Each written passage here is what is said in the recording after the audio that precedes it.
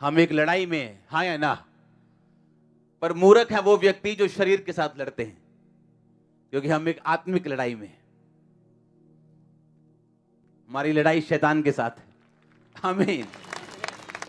और जब आदमी गलत लड़ाई लड़ता है वो थक जाता है, उसको रिजल्ट नहीं मिलता, वो फ्रस्ट्रेट हो जाता है। जब वो गलत लड़ाई लड़ते हैं, मांस और लहू के साथ लड़ते हैं, वो थक जाते हैं। शैतान उसकी लाइफ में अटैक करता है, उसकी पर्सनल लाइफ खराब हो जाती है लोगों की। क्योंकि जब आप मांस और लहू के साथ लड़ेंगे आपको कभी रिजल्ट नहीं मिलेगा। और अगर हमारी लड़ाई आत्मिक है तो हमारे हथियार भी आत्मिक हैं, क्योंकि इस बंदूक के साथ आप आत्मिक लड़ाई नहीं लड़ सकते हो। शैतान तलवार के साथ नहीं मर सकता, वो आत्मिक तलवार के साथ मरता है। एक औरत, एक्सीडेंट हो गया उसका और बिल्कुल लोअर बैक पे चोट लगी, पैरालाइज हो गया, टांगे महसूस होना बंद हो गई। क्रिश्चियन थी वो, और उसके बाद व्हील चेयर पे आ गई। थोड़ा बहुत गाती थी। अब एक फैसला लेना था कि क्या गाऊं कि ना गाऊं, क्योंकि व्हील चेयर पे हूं। थोड़ी बहुत दर्द नहीं है कि छुपा लूं। फैसला किया कि नहीं, मैं गाऊंगी। व्हील चेयर पे गाना शुरू किया। उसकी रिकॉर्डिंग्स हैं व्हील चेयर पे गीत गाने की। 22 साल व्हील चेयर पे रही। उन्हीं 22 सालों में उसकी शादी हुई।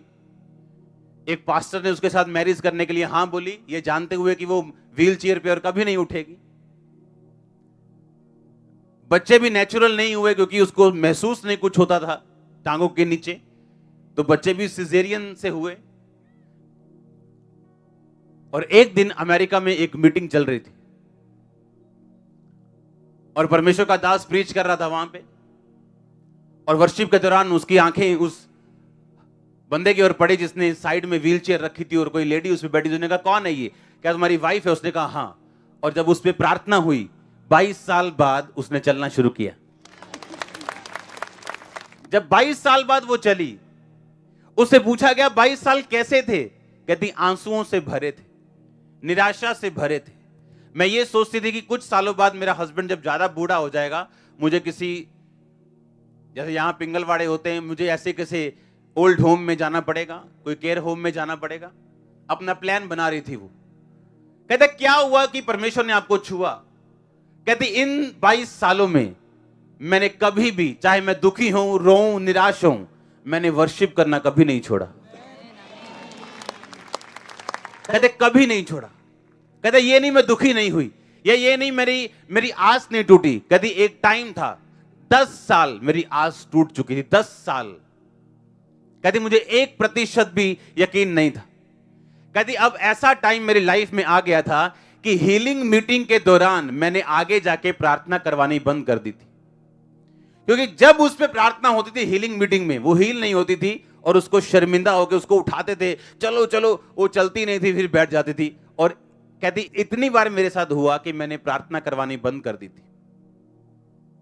उस दिन कहते क्या हुआ? कहती मैं व्हील चेयर पे थी और मेरे सामने एक बेबी था, उसको किडनी की डिजीज थी, छोटा बच्चा था। और कहती मैं परमेश्वर से रो के प्रार्थना कर रही थी कि परमेश्वर इस बच्चे का क्या कसूर है, तो इसको छू और चंगा कर। कहती मैं आंसुओं के साथ प्रार्थना कर रही थी बच्चे के लिए, और परमेश्वर के दास ने आवाज मारी, कौन है ये बंदा? साथ इसके कौन है? इसकी वाइफ है, इसको लेके आओ। हर कोई चाहता है हीलिंग, हर कोई चाहता है कि मैं विक्टोरियस हो जाऊं, पर क्या आपको नहीं मालूम, जीत के लिए आपको आत्मिक रूप से लड़ना जरूरी है, और आत्मिक रूप से लड़ने के लिए उसके हथियार भी आत्मिक ही हैं। मैं चंगी हो जाऊं, ये इच्छा रखना हथियार नहीं है, ये आपकी एक इच्छा है। मुझे प्रभु बरकत दे दे, ये हथियार नहीं है, ये आपका प्लान है, ये आपका नक्शा है। ये ईंटें, बजरी, रेता, सीमेंट नहीं। आमीन। घर बनाने के लिए नक्शा चाहिए। अकेले नक्शे से घर बन जाएगा क्या? फिर सामान चाहिए। आज वो कलीसिया के पास वो सामान नहीं जिससे वो अपना घर बना सके। क्योंकि जब मुश्किल की टाइम आती है तो वर्शिप होनी बंद हो जाती है। इमेजिन करो, एक औरत परमेश्वर के बारे में गा रही है कि तू चंगा करने वाला परमेश्वर, और खुद व्हील चेयर पे। 5-10 महीने, 22 महीने भी मेरे ख्याल से बहुत ज्यादा होते, 22 साल। हालेलुया। और जब उस औरत की हीलिंग के बारे में मालूम हुआ, उसके शहर का मेयर उसे रिसीव करने के लिए आया। क्योंकि वो छोटी हस्ती नहीं थी, वो बहुत मशहूर थी व्हील चेयर पे। वो सिंगर थी व्हील चेयर, लोग उसे व्हील चेयर वाली सिंगर बोलते थे। बहुत मशहूर थी वो। डेड हो चुकी थी उसकी टांगे, 22 साल। बच्चे भी उसके नॉर्मल नहीं हुए। अगर आप लड़ना चाहते हैं, क्योंकि आप जीतना चाहते हैं, अगर जीतना चाहते तो हथियारों से लड़ना पड़ेगा, और हमारे हथियार आत्मिक है। वर्शिप एक हथियार है।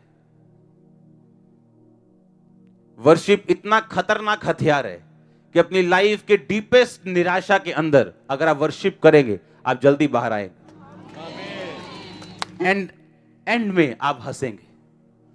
वो लड़ाई होती है ना, कहते ना आखिरी हंसी मेरी होगी, यानी जीत मेरी होगी। आप आखिरी हंसी हंसोगे, और आपका जो शैतान दुश्मन है वो शर्मिंदगी भरी निगाहों से नीचे देखता होगा। आप आखिरी हंसी हंसोगे। आपको ये समझ होनी चाहिए कि मेरे पास हथियार हैं। लेकिन वो है क्या? वर्शिप एक हथियार है। जब ये मालूम नहीं मेरा हथियार क्या है, हथियार इस्तेमाल कैसे करने हैं, तो रिजल्ट आना तो दूर की बात है। वर्शिप एक हथियार है। वर्शिप कोई रिलीजियस प्रैक्टिस नहीं है। जैसे आके रिलीजियस प्रैक्टिस करते हो, हाँ भी गीत चल रहे हैं, चलो गीत गा लो दो। नो, वर्शिप एक हथियार है। ये एक वेपन है शैतान के खिलाफ, बीमारियों के खिलाफ। ये एक हथियार है। इसलिए हर एक सीरियस क्रिश्चियन वो टाइम पे चर्च पे आता है हमेशा। और वर्शिप करनी नहीं, वर्शिप को एंजॉय करना है। एक एक सेकंड, एक एक पल का। आमीन। नाच के, झूम के, तालियों के साथ, कैसे भी। दाऊद से बड़ा राजा कोई नहीं था। और लिखा वो लड़कियों की तरह नाचता था जब वर्शिप करता था। उसकी वाइफ कहती थी, क्या तू, उसमें बाइबल में लिखा कंजरियों की तरह नाच रहा था। उसने कहा, जिस परमेश्वर ने मुझे ऊंचा किया उसके लिए मैं और नीचा होऊंगा। जिसने तेरे बाप का सिंहासन मुझे दिया। आमीन। और हम सोचते हैं कि नहीं, मैं मोहल्ले का प्रधान हूं तो मैं ऐसे ऐसे डांस करूंगा तो क्या लोग सोचेंगे। और एक राजा कह रहा है कि मैं इतना नीचा बनूंगा ताकि खुदा मुझे और ऊंचा कर सके। मैंने देखा चर्चों में लोग वर्शिप नहीं करते, ताली नहीं बजाते, आराम से बैठते हैं। नाचना तो बहुत दूर की बात है। कभी हथियार आराम से देखा चलाते हुए, आराम से। कैसे चलता है हथियार? ऐसे चलाते तलवार क्या? शारीरिक तलवार क्या ऐसे चलाते हैं आराम से? ये कोई प्रॉप थोड़ी है जिससे डांस हो रहा है। उसी तरह से जो आत्मिक हथियार है, वर्शिप है, वो भी आप ऐसे नहीं कर सकते सोए सोए, अभी जागे हैं बस। क्योंकि ये एक क्या है? हथियार है। आमीन। यीशु मसीह को बोला, अब हमें प्रार्थना करना सिखा प्रभु। परमेश्वर ने कहा, जब प्रार्थना करो तो बोलो, हे हमारे बाप तू जो आसमान में, तेरा नाम। यानी जब प्रार्थना शुरू करो तो वर्शिप करो, कि तेरा नाम पाक माना जाए। यानी तो वर्शिप करो खुदाबंद की। उसके बाद अपनी प्रेयर रिक्वेस्ट बीच में रखो। एक सैंडविच बनाओ, एक बर्गर बनाना है वर्शिप का, थैंक्स गिविंग। बीच में प्रार्थना रखनी। अगर बर्गर की टिक्की ऊपर होगी और न्यूडल ऊपर होंगे, अच्छा लगेगा? उसी तरह प्रभु को भी अच्छा नहीं लगता जब आप चर्च में आते ही बोलते हो, प्रभु जी हाय आज जी चंगा कर दी प्रभु। आपने बर्गर की टिक्की ऊपर लगा दी, सैंडविच का आपने वो टमाटर ऊपर रख दिया,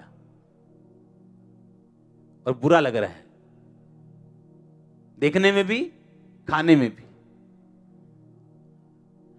कहता, हे हमारे बाप तू जो आसमान में, तेरा नाम पाक माना जाए, तेरा राज्य आए,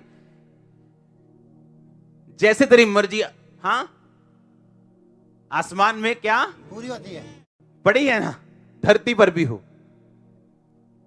और उसके बाद कहता मुझे माफ कर, प्रेयर रिक्वेस्ट पर्सनल, क्योंकि महिमा, राज्य और पराक्रम सदा, फिर वर्शिप, वर्शिप से शुरू, थैंक्स गिविंग से शुरू, बीच में पर्सनल रिक्वेस्ट, वर्शिप और थैंक्स गिविंग से बंद।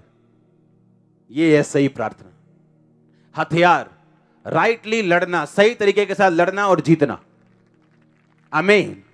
कुछ तो फर्क है गोल्ड मेडल लाने में और 1 सेकंड से रह जाने में। कहीं तो टेक्निक का फर्क है, कुछ तो फर्क है ना। यही फर्क है आत्मिक तरीके से भी। जब हमें यह नहीं मालूम हमारे हथियार क्या है। एक वचन में पढ़ूंगा, प्रेरितों के काम, पंजाबी में जिसे बोलते हैं रसूलां दे करतब, इंग्लिश में एक्ट्स, प्रेरितों के काम 8 उसकी 26। फिर प्रभु के एक स्वर्गदूत ने फिलिप्पुस से कहा, उठ और दक्षिण की ओर उस मार्ग पर जा जो यरूशलेम से गाजा को जाता है, ये रेगिस्तानी मार्ग है। वह उठकर चल दिया और देखो कूश देश का एक मनुष्य आ रहा था जो खोजा कुशियों की रानी कंदाके का मंत्री और खजांची था। वो आराधना करने को यरूशलेम आया था। अपने रथ पर वो बैठा हुआ था और यशाया भविष्यद्वक्ता की पुस्तक पढ़ता हुआ लौटा जा रहा था। तब आत्मा ने फिलिप्पुस से कहा, निकट कर इसके साथ हो ले। फिलिप्पुस उसकी ओर दौड़ा और यशाया भविष्यद्वक्ता की पुस्तक पढ़ते हुए सुना और पूछा, तू जो पढ़ रहा है क्या उसे समझता भी है? उसने कहा, जब तक कोई मुझे ना समझाए मैं कैसे समझूं? और उसने फिलिप्पुस से विनती की कि वो चढ़कर उसके पास बैठे। पवित्र शास्त्र का वो अध्याय जो पढ़ रहा था वो ये था कि वह भेड़ के समान वध होने के लिए पहुंचाया गया, और जैसा मेमना अपने ऊन कतरने वालों के सामने चुपचाप रहता है, वैसे ही उसने भी अपना मुंह ना खोला। हालेलुया। 35 में लिखा, फिर फिलिप्पुस ने अपना मुंह खोला और इसी शास्त्र से आरंभ करके उसे यीशु मसीह का सुसमाचार सुनाया। सब बोलो आमीन। 37 में आप अगर पढ़ेंगे तो उसने कहा, मैं विश्वास करता हूं मुझे बपतिस्मा चाहिए। तो उन्होंने एक जगह लिखा बपतिस्मा लिया। जैसे ही बपतिस्मा लिया, प्रभु का आत्मा फिलिप्पुस को उठा के लेके गया और फिर उसने खोजे ने उसे कभी ना देखा। 40 में लिखा, फिलिप्पुस अशदोद में आ निकला और जब तक कैसरिया में ना पहुंचा नगर नगर सुसमाचार सुनाता गया। तारीफ करो इस वचन के लिए। उसने क्या कहा? कहता प्रभु के एक दूत ने फिलिप्पुस को उठाया, फिजिकली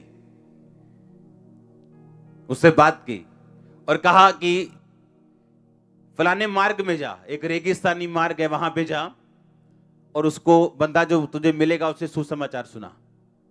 लिखा वो खोजा था, कंदाके की रानी की खजांची मंत्री था, बड़ी ऊंची पोजीशन पे रहने वाला था। और जब फिलिप्पुस उसके साथ रथ के साथ दौड़ा तो उसने देखा कि वो पुस्तक पढ़ रहा है यशाया की, पर उसे समझ नहीं रहा। उसने कहा समझाऊं? हाँ समझाओ। जब समझाया तो यीशु मसीह के बारे में बताया। रास्ते में उसने बपतिस्मा लिया। जैसे ही बपतिस्मा लिया, परमेश्वर का आत्मा फिलिप्पुस को फिर उठा के लेके गया और वो दूसरी जगह निकला, और जब तक उस जगह नहीं पहुंचा तब तक रास्ते में नगर नगर सुसमाचार को वो सुनाता हुआ फिरा।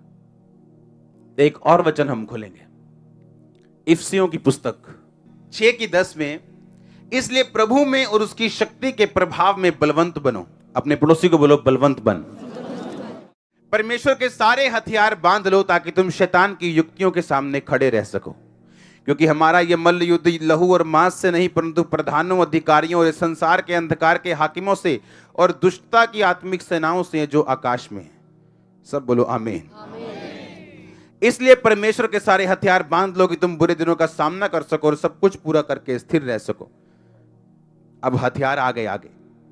इसलिए सच्चाई से अपनी कमर कसकर, धार्मिकता की झिलम पहनकर, पांव में मेल के सुसमाचार की तैयारी के जूते पहनकर। अपने पड़ोसी को बोलो हथियार बांध, बलवंत हो ताकि तुम सब कुछ पूरा करके स्थिर रह सके। आमीन। आपने एक हथियार के बारे में सुना जिसका नाम है वर्शिप। उसको पैटर्न बनाओ अपनी लाइफ का। जरूरी नहीं आपको गाना नहीं आता, थैंक यू जीसस, ये भी वर्शिप है। हाँ, जब आप गाड़ी में बैठने से पहले क्या बोल रहे हैं? Thank you Jesus. ये क्या है? वर्शिप। जरूरी नहीं आपके पास अच्छा गला हो तभी आप वर्शिप कर सकते हो। Thank you Jesus.